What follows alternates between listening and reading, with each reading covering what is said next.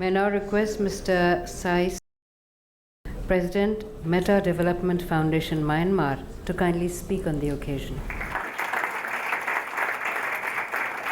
In such a wonderful event, initiative, where a lot of distinguished guests has been spoken about conflict avoidance and environmental consciousness, I would like to share my humble thoughts and observation based on Myanmar's experience. The first thing is about climate justice and ethical economy. The second point I'd like to talk about is a dialogue with religious nationalism. My first topic about climate justice and ethical economy, and I'd like to share my experience.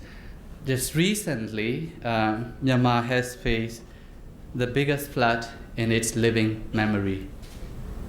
12 provinces out of 14 has been affected, 1.6 million people affected, and 1 million acres of agricultural land inundated and destroyed. It has so much impact. First, it destroyed the food of the people, and even more, it also destroyed the crop that is going to be harvested in the coming season. So it has a lot of impact. And in 2008, some of you might heard about this, Cyclone Nargis hit Myanmar, and over 150,000 people killed. And again, this is one of the biggest destruction that Myanmar has faced. So 2008, 2010, 2015, why this climate disaster come very often? And a lot of us are talking about anthropocentric climate change and how the politicians, economists, and the people address this issue. And I think here I would like to talk about business, economy, how we conduct this. This morning, many speakers talk about ideologies and philosophy. I think we also need to look at what are the ideologies and philosophy behind the current economic model that the world is practicing, and what impact it has brought to us. And we know that the current economic model is very much based on the profit. It has very little consideration about the people as well as the planet. And here I'd like to talk about some statistics at the presence of our friends from India and Japan. In 2014, India investment and trade agreement with Myanmar is $2 billion US. And for the Japan, it's 55.7 million US dollar. So it means that both India and Japan has a lot of investment in Myanmar, which is very much far-reaching, has a lot of impact to the life of the people. And I would like to emphasize that our economy has to be ethical. Myanmar is a transitioning country, and we are grappling with a lot of different issues. For example, like land grabbing, labor exploitation. So when economic investment, uplifting well-being and livelihood of the people, economic situation in Myanmar is important. But in the meantime, I would like to say that ethical investment in Myanmar is very important.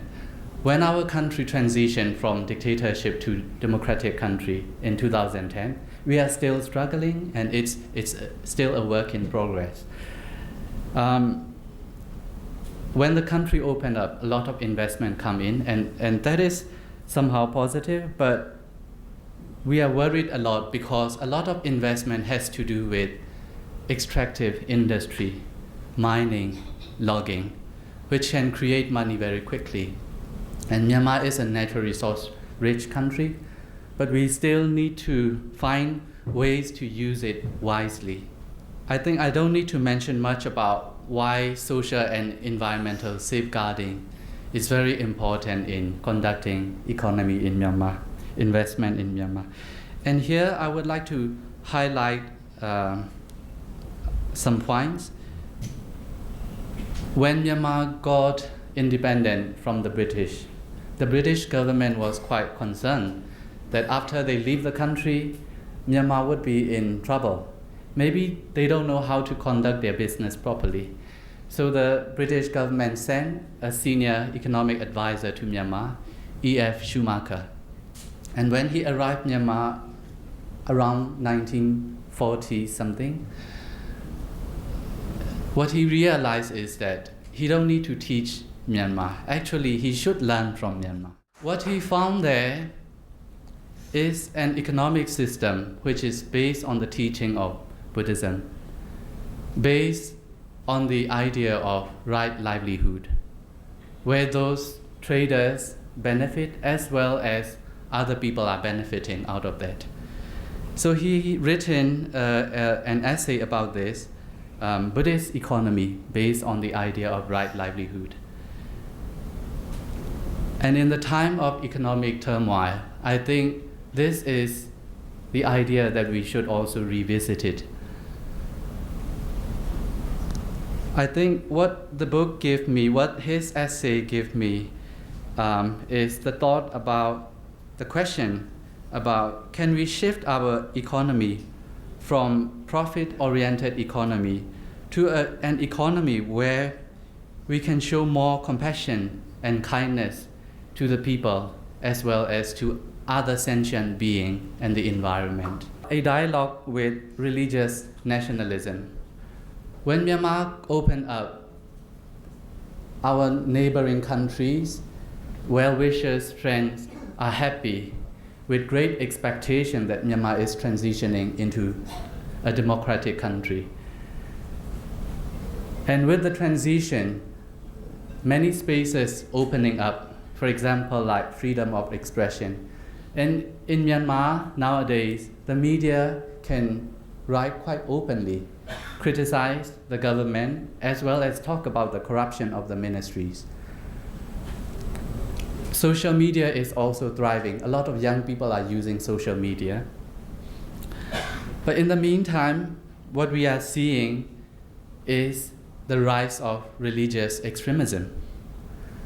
And if you follow the news about Myanmar, you might have heard about communal violence, conflict in Myanmar, and the so-called Buddhist extremism. So many articles are questioning how come Buddhism, which is seen as a very peaceful religion, is capable of committing such violence. And for me, growing up in Myanmar, being governed by the military government, who are also Buddhists, it's not really surprising. Especially, many people notice that in Myanmar, there is a group of Buddhists, also led by Buddhist monks, called Mabata, Association of Protection, Religion and Nationality. Is on the rise. And actually, this is the ideology which bring all Myanmar people together to fight against the British colony. But what is going on now is very sad. I would like to highlight the case that just recently, a few weeks ago, 4 bill was passed by the parliament and being enacted, which is interfaith marriage bill, monogamy bill, birth control bill, and religious conversion bill. Interfaith marriage bill limit Buddhist women, not limit, there are certain procedures if a Buddhist woman wants to marry a non-Buddhist man. And the procedure make it very difficult, as you may guess. And again, the birth control bill, it's also again a very nasty law. And the religious conversion bill is also similar. Why I'm saying this? A lot of human rights groups are pointing out that these 4 bills are unacceptable on the ground of breaching the very constitution of Myanmar, as well as breaching universal human rights, as well as breaching the Convention of Eliminating Discrimination Against Women. But how come these laws being passed and enacted?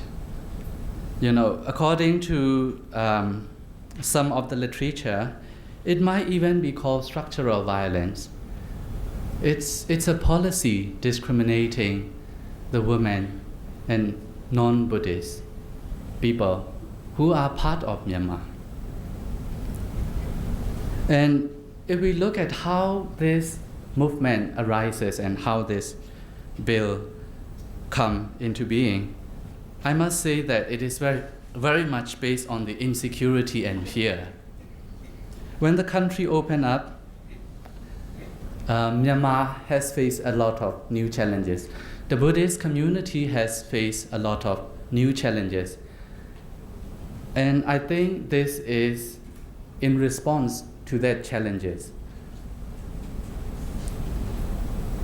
And the very ideology about protection of race and religion has bring Myanmar people together to fight against the British. But the question is that ideology still relevant in this age? Will that bring any good to Myanmar?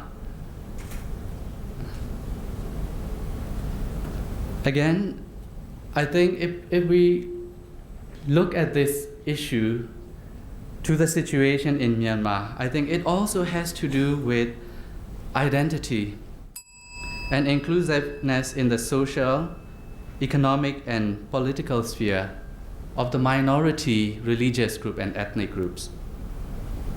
And one might say that it has also to do with rule of law, good governance, and it also has to do with political interest, definitely.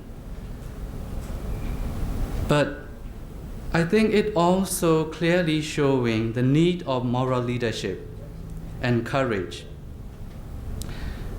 that we need to draw from the great traditions that taught us about compassion and loving kindness, that education is very important. I would particularly like to focus on the stories that we told our children, the stories that is taught at school. What kind of stories we are teaching our children? Is that the only stories glorifying the war heroes? Or is that the story which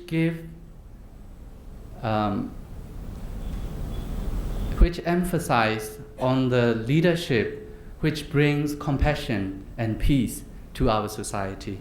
I think we really have to look into our curriculum and the way we told the stories to our children. And again, I would like to say dialogue is key. Talking about this type of violence, talking about the civil conflict in Myanmar, it's very clear the role of women are very important. I would like to emphasize this again. And again, be it man-made disasters like war, or be it natural disaster, women are the ones who are affected most. But in the meantime, women are the ones who nurture the family and our civilization. And if we don't give women important role in peace building, making peace, as well as in decision making, I think we would not go very far when we talk about conflict avoidance and environmental consciousness. Thank you very much to Samvat initiative, and I wish all the success to our initiative. Thank you very much. Friends, the world is beautiful. It's a joy to live in it. In the Rig Veda, when the sun goes home, he enters the womb of fire to find a new existence. We seek this ultra-living fire that lives in our hearts, in the sky, in the warmth of love, in the joy of creation, and in the intensity of our deeds. One of the most impressive international sharings of culture and civilization is the interface of India and Japan. A Japanese child begins his education with the syllabary of 50 sounds of Goju-on, commencing with A, I, U, E, O, Ka, Ki, Ku, Ke, Ko, and so on. This syllabary was a revolutionary step in Japan's history. What was hitherto the prerogative of the predestined few became the potential privilege of all. Classical and contemporary are living symbols of vitality in Japan. Steel, glass, skyscrapers beside shops selling samurai swords. Electronics of today ravish the eyes, and the pulsating levels of culture fascinate the mind. The echoes of cultural consciousness flow into the stream of life. Buddhist Dharma doll is a must for success in life. Its eyes are blank when one buys it. One paints a pupil before embarking on a project. And if all ends well, the second pupil is added so that Dharma is rewarded by full sight. The Dharma doll is the Indian Acharya Bodhidharma, the founder of Zen Buddhism. He spent 9 years in uninterrupted meditation. At last, when he tried to stand up, he found his legs had atrophied. Thus, the ancient frontiers of the collective mind live on. In Japan, the inner life moves in peace and serenity. The outer manifestation is stress and action. The bodhisattvas take on two aspects, the one calm, serene, and benevolent, and the other dynamic, passionate, and terrifying. The intangible perfume and the indefinable hue of the Japanese spirit creates a modernization that resists westernization.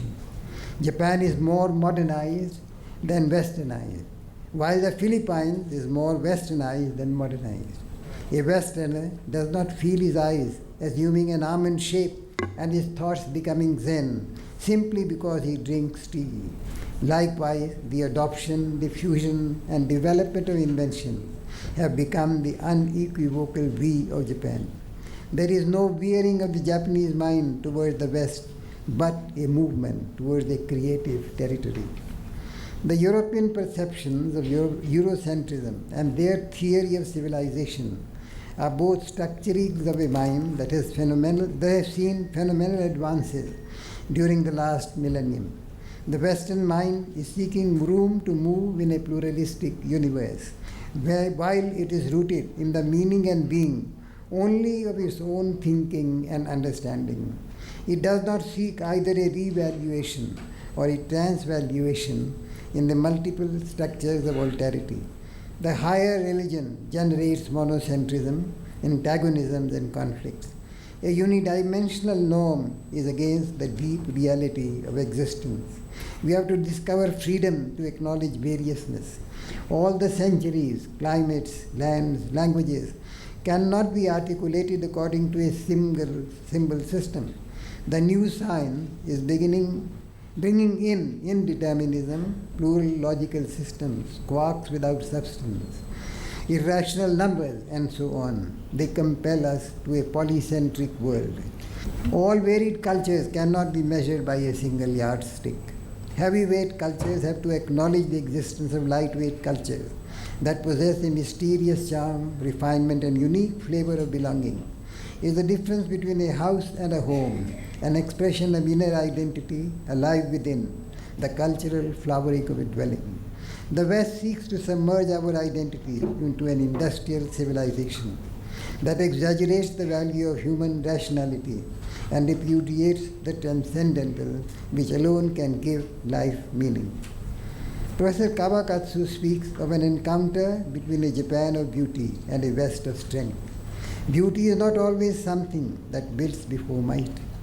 To him, the way of the samurai meant the polishing of spirit and virtue, so as to avoid war. The Meiji government let this spirit and virtue fall by the wayside in its headlong dash to build a wealthy state and strong army with disastrous results. In his policy speech on 7th August 1998, Prime Minister Keizo spoke of Fukoku Yutoku, a country of wealth and virtue. The two Sino-Japanese characters of Fuji mean rich and civilized. Professor Heita says that by turning itself into a country of both wealth and virtue, Japan can make itself as splendid as its Mount Fuji. Professor Teru Masa elaborates the Japanese sense of values and accomplishing economic vitality under three national goals. First, freedom and vitality. Second, revival of history. And third, independence. Mr. Takashi of the Mainichi Shimbun warns, those who feel victimized by post-Cold War trend regard economic globalization as a campaign to impose Western values, under which a country's development strategy and reform efforts are judged by how close they approach the Anglo-American model. After millennia of separate histories, the cultures of mankind now suddenly find themselves in a common situation. Natural resources dwindling, water table going down every year, pollution reaching critical levels, social relationships being dominated by egotism, and national frontiers in meaningless array, all threaten human life itself. The technosphere is on a collision course against the biosphere. It has to be a symbiosis of the multiple, a polycentric consciousness, theodiversity. Biodiversity is the supreme law of nature. There are over 800,000 species of flora and fauna in India alone, more than a lakh of forms of plant and animal life in our country. Likewise, the spiritual life has to divine the several meanings, the fuzzy wisdom of nature, the light of the many, and to image the sacrament that enshrines the multiple, the changing, the silent. Theodiversity is an inescapable corollary to the astounding discoveries in science and the universal applications in technology. Realization, sadhana, is to visualize the harmony between man's spirit and the divine spirit of the universe in the living growth of nature. It's a sublime quest of the infinite. It's a rising towards higher and nobler freedom of consciousness. In realization, man ascends into a luminous vision of perfection, while in revelation, he has to accede to the dogmas. There are no pagans, no infidels in sadhana or realization. While in revelation, man is in the image of God. In realization, gods are in the image of man. We will have to switch our consciousness that humanity and nature are interdependent. Nature can no longer remain the backdrop or raw material for exploitation. Polluting nature is to our own peril. Nature commands our reverence. Lord Buddha gained Bodhi under the Bodhi tree. To replace the natural order, instead of frontiers, this century needs open horizon, where people are sculptors of themselves, to invoke the light and lyricism that lives in our life. As the great poetess of Kashmir, Lalleshwari says, from the outward enter into the most inward part of thy being. The beyond and the within has to be a flow. To replace the natural order by an artificial euphoria will be a global mirage.